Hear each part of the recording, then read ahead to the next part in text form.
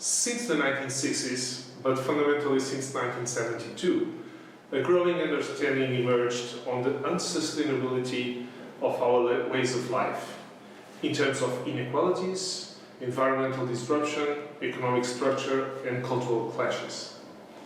The dominant paradigm of sustainability, as phrased since the 1980s, mainly through the Brundtland Report, accommodated this understanding through the triple bottom line model.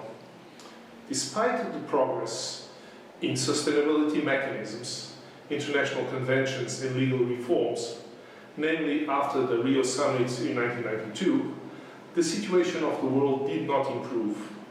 Inequality is bigger, biodiversity stress has increased, economic pillars like tourism demonstrated their insufficiencies, and war is now present in both hemispheres.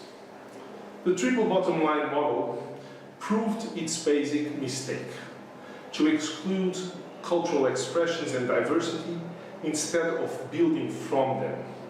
As a result, the discussion on policies became less and less focused on environment and ecosystems, like concepts that would encompass holistic and cultural strategies, and more anchored in climate paradigm and economy.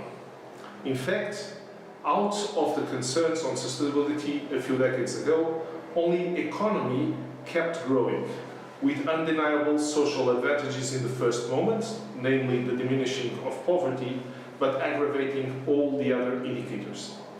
While an assessment of environment and ecosystems would still allow for diversity, the focus on climate coherently emerged from a model that conceived just one possible common agenda and set of goals, with almost no consideration of contextual realities and needs. This naive approach started to be challenged in the Rio+20 summit, no longer putting the accent in the idea that the future will necessarily be the same for all, but on human agency and critical reasoning. But this was not sufficient. Now that the belief that the program on Green Deal and circular and digital economy became widespread, wars, including at the heart of the founders of the United Nations, brings forth the dramatic awareness that the first driver of sustainability is peace, something that all regions at war had already understood for decades, despite the lack of consideration for this in the main treaties and conventions. The history of the second half of the 19th century and the first half of the 20th century is also a history of belief that one single fit-for-all model would save humankind.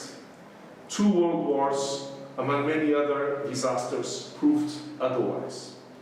The best program for sustainability, even if it was not called like that at the time, remains the establishment of the United Nations.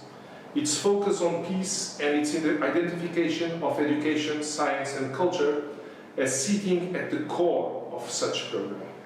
The fact that once established, UNESCO set as a priority to establish an independent academic body for the human sciences rooted in the recognition that cultural different understandings would condition and to a large extent determine the future, thus the need to study human behavior, illustrates how our predecessors thought. And they were right. This remained the strategy for a few years, but then it was progressively abandoned and replaced by a positivist, sometimes totalitarian way of thinking. The humanities bring into society the most important dimension of sustainability, the expansion of time and space. They call all the time to frame immediate tensions, needs and anguishes within a longer time perspective and a wider space territory. Humanities do not take any human construct for granted and allow to understand that often, and certainly in times of uncertainty, strategies are required not only to solve immediate problems, but fundamentally to face dilemma that have no clear or easy way out. In doing so, the humanities often build argumentations for a better life, as Kant did in his Perpetual Peace, but also recall similar debates from the past, observing how foresight and transformations had often been fostered from the peripheries, like with Hellenistic movements, or from bottom-up approaches, like cities building wider nations, and the notion of res publica as well. In this context, the insights of artists are also very important. As a specific kind of human thinking and making, the arts kept a syncretic and therefore holistic approach to life and the cosmos, to needs and processes, thus allowing societies to build shared understandings and visions of the future.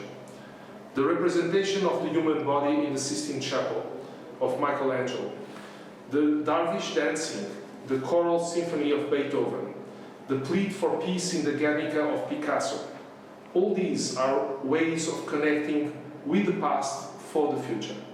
They inspire others and are irreplaceable in shaping trends.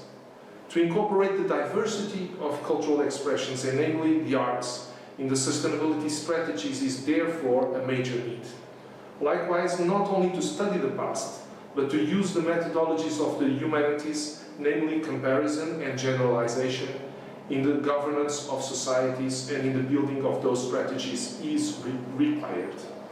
When many think that a different kind of society must be structured in the future, the fact is that millions of people are already engaged in alternatives, more sustainable, processes that go from bottom up. They are not sufficiently visible and are not necessarily theoretically aligned, but they are the cradle of the futures that we will have. Two crucial tools have been structured recently.